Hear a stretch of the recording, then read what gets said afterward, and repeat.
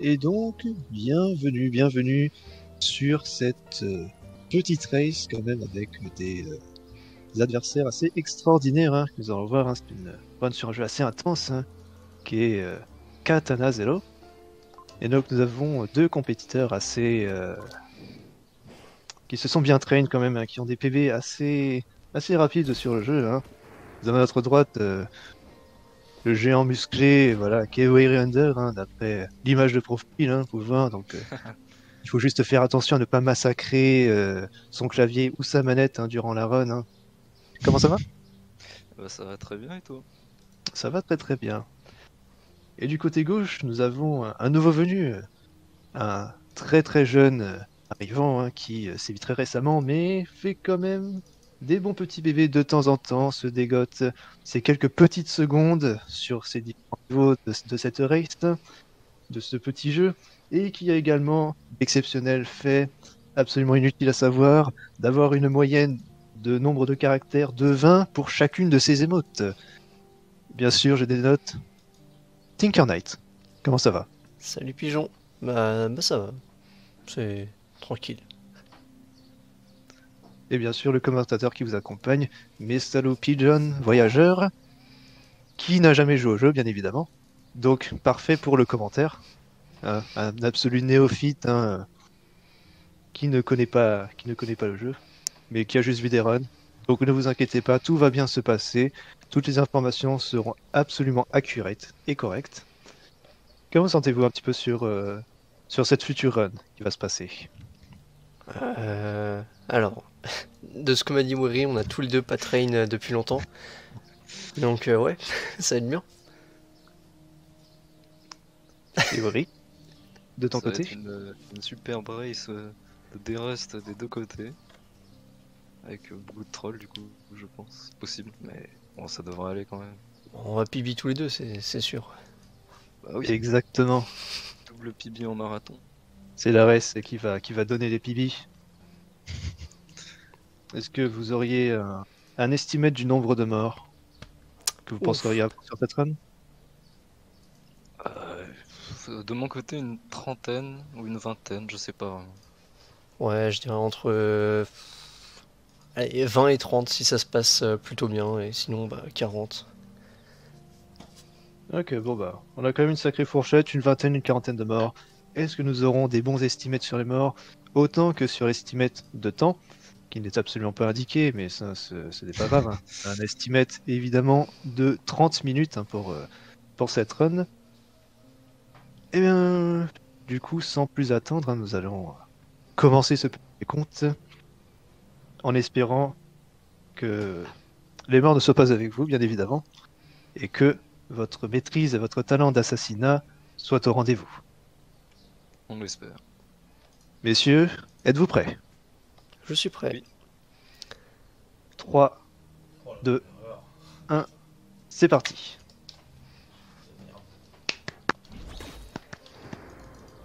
Alors, ne vous inquiétez pas, il y a une petite désynchronisation, c'est normal. Hein. C'est très compliqué de synchroniser les deux flux en même temps. Et bon, du coup, Katana Zero, c'est un petit jeu d'action, plateforme entre guillemets, parce que bon, les morts, quand on tombe dans des fosses, hein, voilà, c'est quasiment inexistant. Et donc c'est un petit jeu où on va un peu à la Megaman, on va avoir quelques habilités, on va avoir des dashs, hein, des, on a aussi, on est aussi armé d'un katana, bien évidemment, d'où le nom du jeu, qui va nous servir à neutraliser tous les ennemis. Donc en général, ils vont être one shot par le sabre. On peut également avoir la capacité de pouvoir renvoyer des balles en activant des petites QTE, choses qui ne sont pas utilisées en général en run, sauf pour des save strats, donc notamment dans de marathon. Parce que ralentir le temps, c'est lent en lui-même, donc c'est quand même assez compliqué. Donc on commence sur le petit niveau de la prison. Donc on a déjà les premiers obstacles présents sur notre route, donc ils ont ces petits lasers qui s'activent instantanément. On peut que les passer en tâchant. Et à savoir que ce jeu est aussi un die and retry, car le moindre tir, le moindre coup que s'on prend, la petite baffe, la petite pichenette, nous donne la mort. Et donc, le premier niveau est déjà là pour ça, de vous montrer un petit peu, voilà, vous voulez jouer au jeu, vous allez vous en mordre les doigts un petit peu. Donc premier niveau, donc ce qui se passe plus ou moins tranquillement hein, des deux côtés, on réussit à... Après bien sûr un dérust en direct, hein, que voilà, quelques morts bien évidemment, mais on va réussir à faire les choses. Il y a même un mode paintball qui a été activé je crois hein, aussi. Assez rigolo les petites couleurs hein, qui passent dans le pain. Ça donne, Ah, ça, ça c'est- donne un petit peu plus de joie. Une épée spéciale qui dit que le monde est une toile qu'on doit peindre. Et quand tu es un ennemi, ça fait de la peinture au lieu du sang. Une direction artistique fortement appréciable hein, dans ce monde de brut bien évidemment, de pouvoir revenir du côté de l'art un petit peu.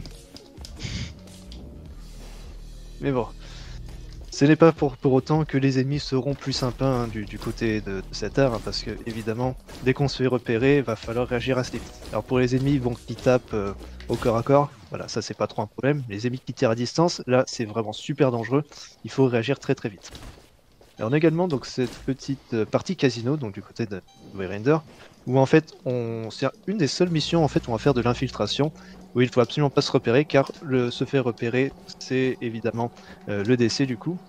Et donc pour cela on doit se fondre dans le décor en dansant un petit peu pour éviter de se faire repérer, parce que sinon bah on est reconnu et encore une fois on doit refaire toute la pièce d'infiltration à chaque fois. Le reste du temps vraiment c'est surtout aller se balader dans la pièce, neutraliser les ennemis, parce qu'à chaque fois qu'on va entrer dans une pièce, on va avoir un petit checkpoint, donc du coup, si on décède, on revient dans la pièce.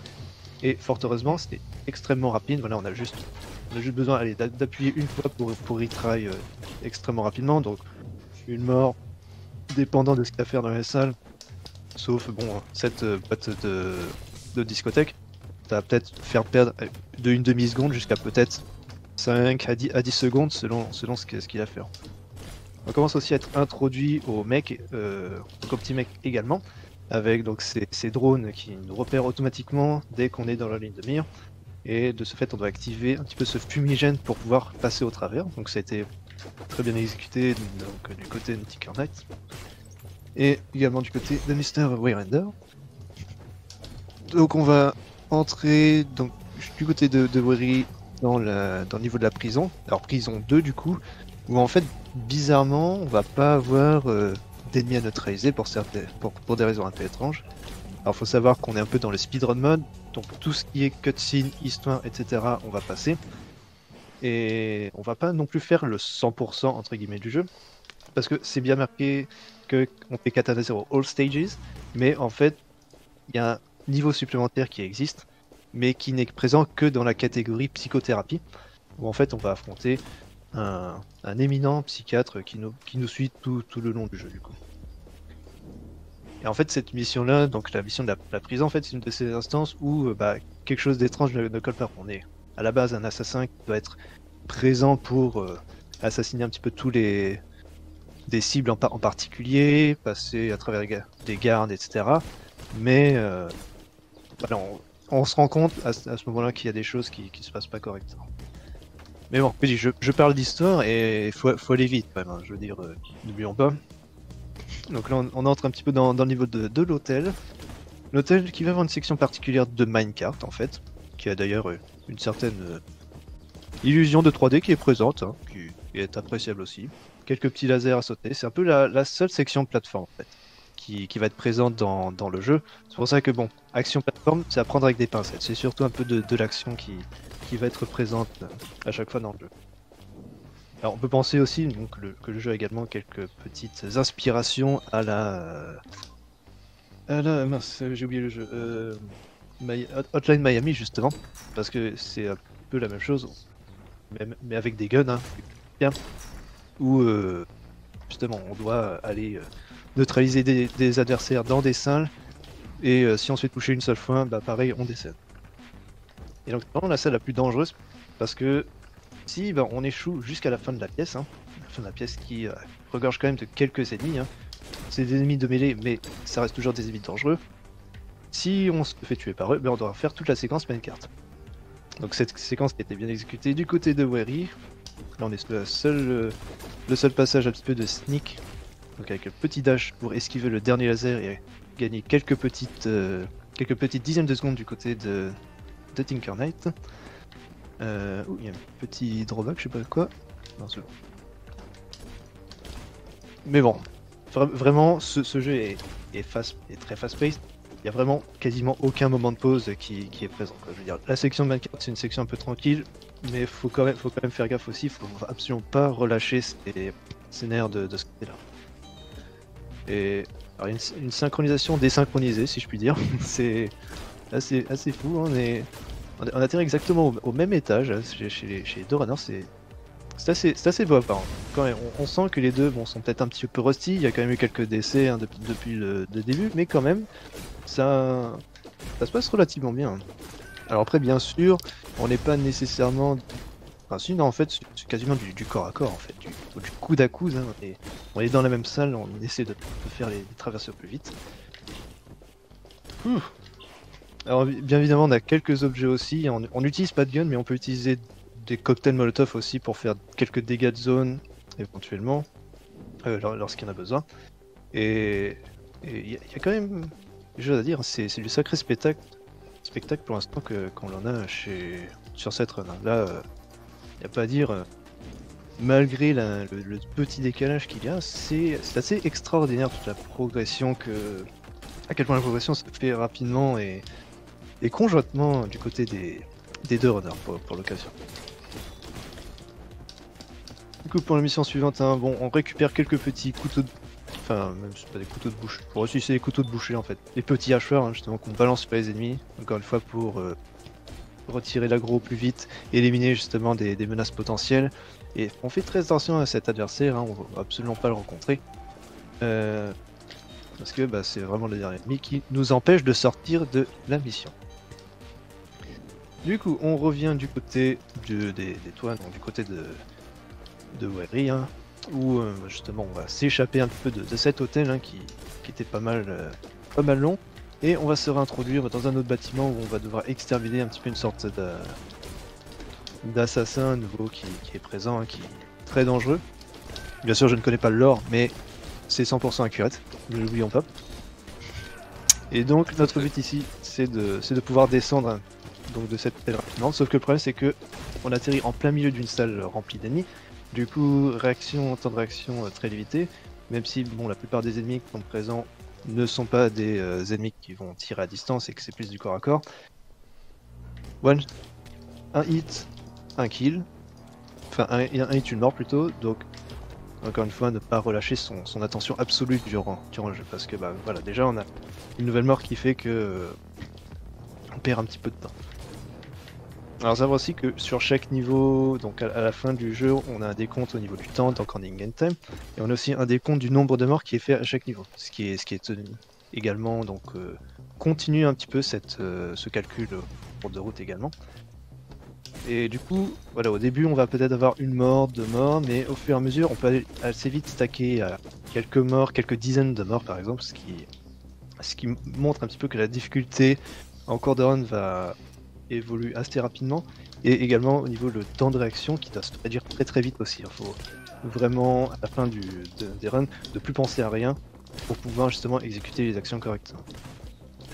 Le premier boss du jeu, hein, c'est un des rares ennemis qui ne va pas prendre un seul coup à pouvoir être démoli.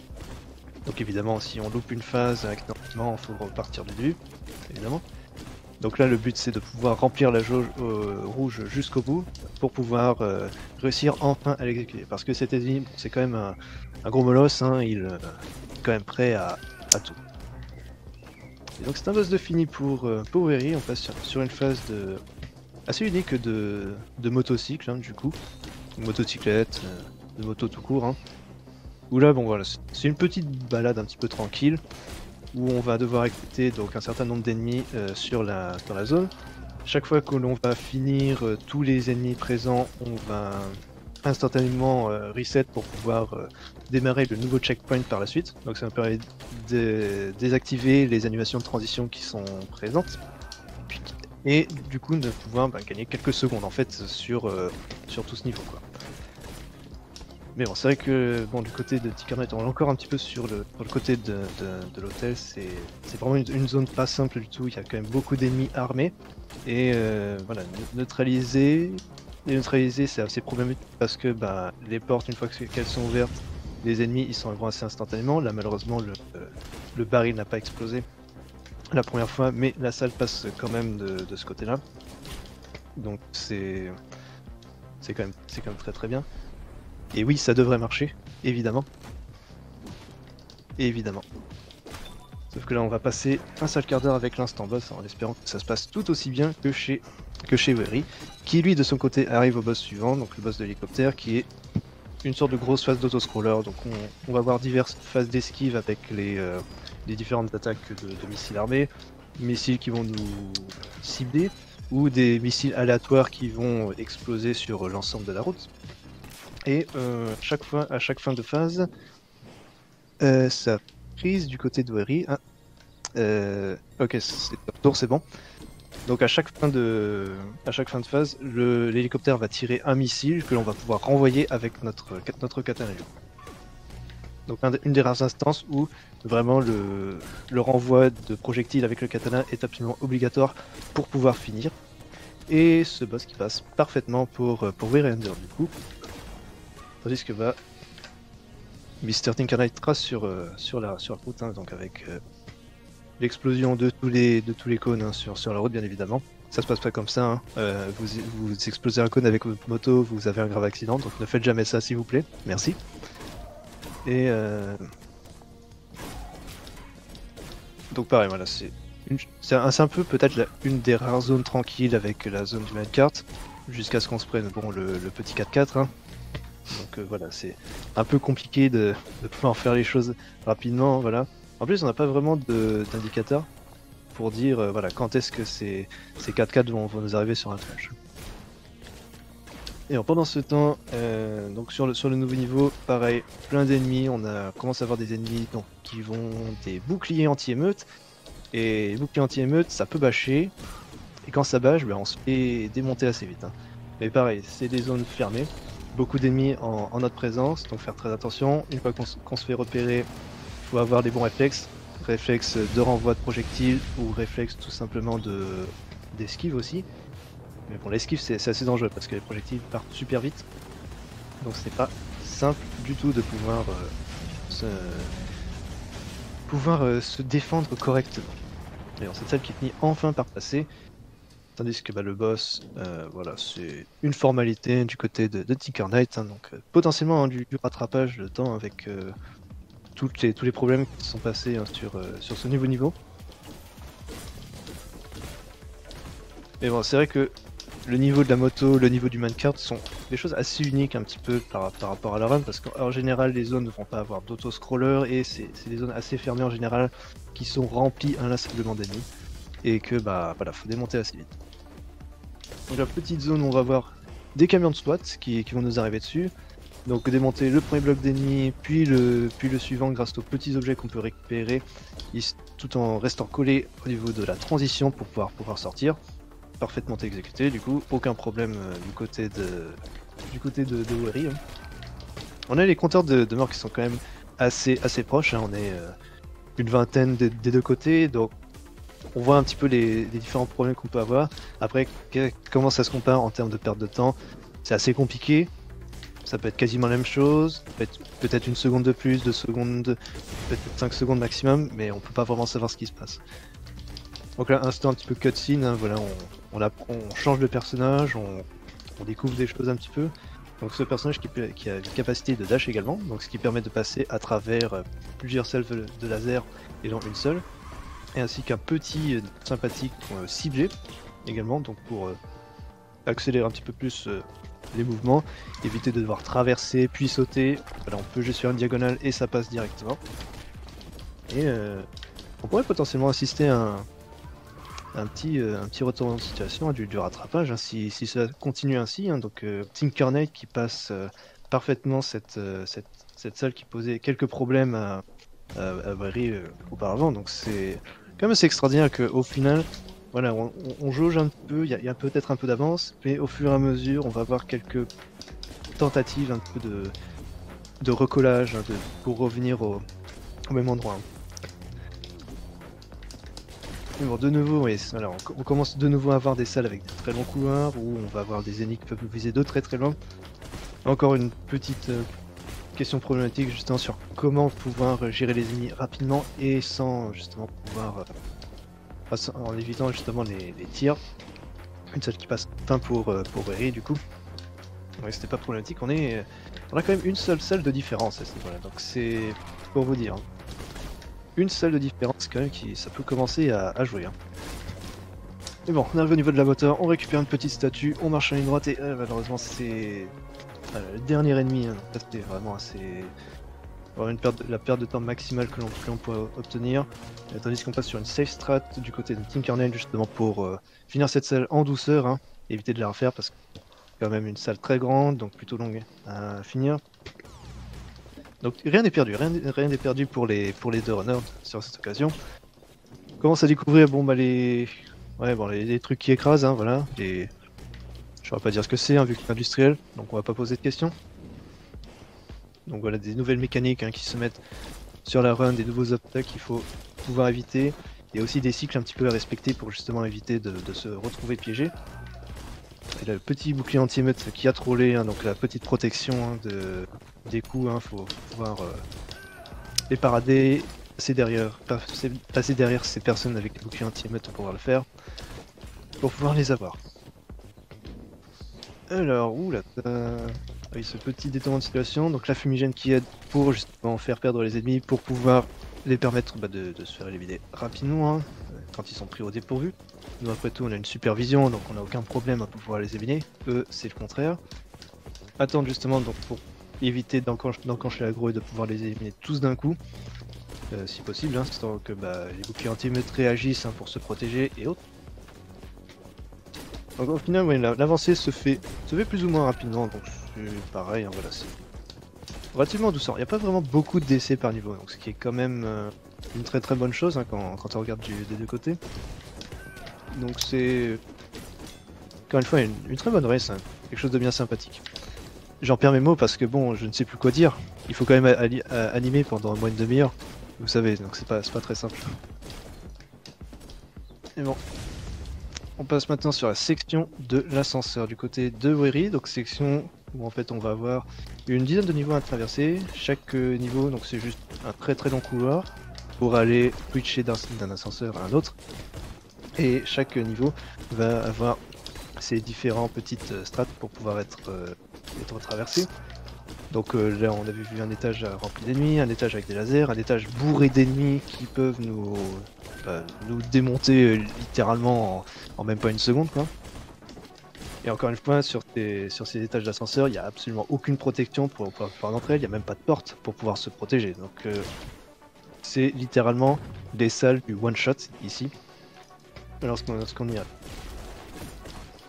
Tandis que Tinkernail est à une salle un petit peu de cette fameuse séquence d'ascenseur aussi, hein. Une salle assez longue également avec de très longs couloirs, pas nécessairement beaucoup de protection aussi, même s'il y a quelques portes pour agrémenter.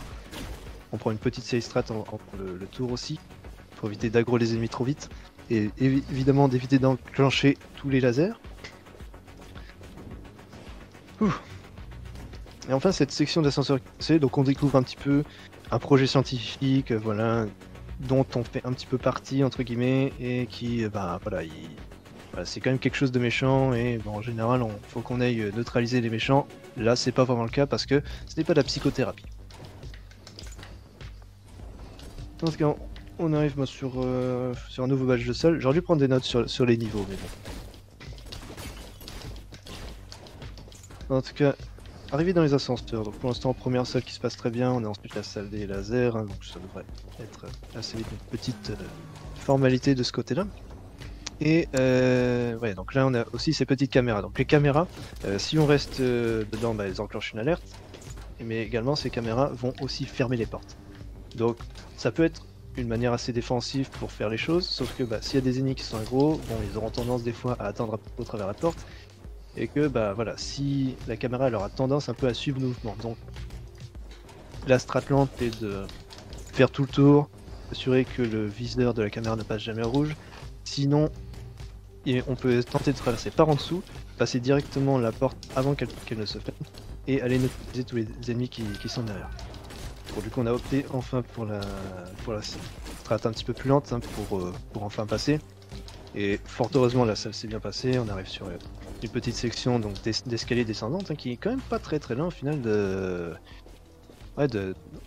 la fin de ce niveau. En fait, on a encore peut-être quelques salles à traverser, mais ces salles vont se passer assez rapidement pour la plupart. C'est juste que bon, le problème c'est qu'elles sont très lentes. Mais on a divers objets, on a les cocktails qui sont là pour neutraliser les groupes d'ennemis assez instantanément et sans qu'on se prenne de grosses bastos en pleine tronche. Mais bon, quand on commence à arriver sur ce genre de salle, c'est là vraiment où la run peut vraiment mal se passer. Parce que bah, comme c'est encore une fois des grandes salles, c'est là où on perd énormément de temps lorsque l'on doit commencer à faire des resets. Où là c'est pas juste le petit dixième de seconde qui est présent, c'est carrément quelques secondes qui doivent se passer. Et là vraiment c'est là où vraiment le compteur de essai en général va quand même bien augmenter chez les gens. Parce que c'est là où, en plus dans ce contexte de race, où justement la pression va commencer à se construire. Et justement pour se dire bah voilà, est-ce que je suis devant, est-ce que je suis derrière, comment je fais, est-ce que je vais prendre des risques pour pouvoir passer. Là c'est vraiment le temps de réaction qui doit être inférieur à la demi-seconde justement pour pouvoir prendre les décisions sur comment on va devoir régler ces salles. Et ce contexte de race, bah allez, c'est là où on va dire, allez, on a le battement de cœur à 160 BPM et voilà, c'est stress maximum, on commence à perdre le contrôle, mais c'est quelque chose auquel il faut faire absolument attention. Car quand on connaît le jeu, on a le contrôle, c'est juste une mentalité qui peut se dire. Tout le monde ne peut pas l'avoir et ça peut des fois changer un petit peu le contexte entre une race, une simple run de marathon, ou une simple run de PB, ou une simple run tranquille pour des rusts par exemple. Donc là on a un sacré mix quand même, donc c'est quand même un petit peu compliqué à déterminer un petit peu la mentalité de comment ça va se passer. En tout cas, nous arrivons sur une petite salle un petit peu, donc avec diverses séquences d'ennemis donc qui vont nous popper dessus et miraculeusement c'est Tinker Knight donc qui a repris un petit peu la tête, hein, qui est arrivé en premier. On a fini donc cette section-là, on arrive sur d'ailleurs c'est la dernière salle donc, du jeu en fait, hein, donc on a quand même quelques secondes de différence, mais pas beaucoup, hein, je pense pas. Donc petit boss hein, donc qui va nous tirer des lasers dessus et oh purée, ça a été rapidement. Et donc je crois que ça va être un time. Alors là, par contre, avec le déphasage, je sais pas trop comment ça va se passer. Qui va gagner? Ça va être compliqué. Parce que ouais, là c'est... En vrai... Alors on a un time ici, du côté de Tinker Knight. Est-ce que le décalage va faire des déboires? Non! Oh purée! Eh ben, c'est un GG. 24-21 pour Tinker Knight et un 24-26 pour Weary Under. Fantastic Race quand même, hein. 5 secondes d'écart quand même sur l'ensemble de ces races. J'ai évité de donner des indices, hein, trop d'indices sur ce qui se passe un petit peu sur la run aussi, surtout à la fin parce que quand même il y avait l'écart était vraiment quasiment nul quoi. On avait peut-être au maximum 3-4 salles d'écart de différence, mais voilà quoi. Et en plus, on regarde la différence quand même. L'in-game time de Tinker Knight est plus élevé que l'in-game time de Waylander aussi, hein, qui lui est en sub 24 dans l'in-game time. Malgré les 46 morts et juste 30 morts pour Tinker. Donc quand même, on était pas loin de la fourchette de morts, hein, des deux côtés quand même. Comment vous sentez-vous? On va commencer par Waylander. Je pense que lui il supporte mieux la pression que le pauvre Tinker Knight, hein. Comment ça va? Ah bah je suis un peu déçu, enfin j'ai surtout beaucoup trollé sur la grande dernière salle là de Bunker 2. Ouais, c'était problématique, je crois que c'était au moins 4-5 morts là, c'est vrai qu'en plus c'était très coûteux quand même, hein. T'étais un peu en avance là et je crois que ces morts là ont vraiment été décisives, hein, pour la fin, hein. Je suis mort 2 fois sur les 3 derniers ennemis, ça m'a vraiment... Surtout au niveau de la mentalité, ça m'a un peu tilté, mais bon. Après le boss s'est bien passé, donc c'était pas si mal que ça. Ouais, le boss, ça c'est bien passé. Alors oui, c'est vrai que si on regarde du côté de l'IGT, du coup c'est bien Weary qui gagne avec un 23-48 et tandis qu'on a un 24 flat sur du côté de Tinker Knight. Après, en IGT, c'est différent, mais bon. Marathon, c'est un peu plus compliqué, quoi. Bon, Tinker Knight, t'as fait quand même une bonne quinzaine de secondes hein, que je t'ai pas parlé. Est-ce que ça va mieux? Ça. Bon. Est-ce que la pression artérielle est redescendue en dessous de 100 faut pas s'inquiéter, mais. En fait, quand je voyais ce que tu disais à Bunker 2 et tout, j'étais en mode. Enfin, en gros, j'ai vu que je pouvais le rattraper. Et je suis mort sur un truc d'une débilité. Oh là là, ça m'énerve. Je suis mort sur une tourelle là, je suis passé dans son champ de vision sans faire exprès et je me suis pris un tir. Voilà. Sinon, je trouve que c'était une bonne run dans la globalité. À part les 3 morts à usine, c'est ridicule. Mais bon. J'ai Ah joué bah, Ori, hein. c'est vrai que si on regarde le début d'une run, alors bon, c'était assez clean du côté de Wori, hein, on a à peine eu 3 morts après studio quoi au final. Et bah je crois bah c'était pareil en fait, t'as eu 3 morts après. Enfin non, ouais, 5 morts dans studio, mais 8 3 morts. morts à C'était usine. assez- Mais voilà, c'était quand même relativement proche. Et après, il y a eu plus d'erreurs du côté de Wori, mais après c'était des morts assez rapides. C'est pour ça que bah, la différence elle reste quand même assez minime. Mm. Après, bon, ce qui est un peu étrange quand même, c'est le fait que l'Ingame du coup soit beaucoup plus élevé de ton côté. Du coup, au final, on a un gagnant du côté Ingame, un gagnant du côté RTA, donc Ça fait voilà, égalité.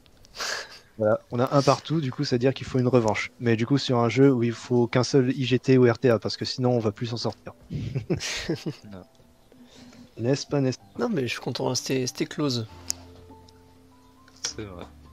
pas? Ouais, bah, moi, je suis très très heureux de cette race. C'est quand même d'y avoir pu y assister. Un peu dommage, j'aurais peut-être pu inviter Black Moxie vu qu'il était présent au début, il aurait été mieux, un plus grand expert hein, que bah, Mr. Lennyface, mais bon, au final, je crois avoir donné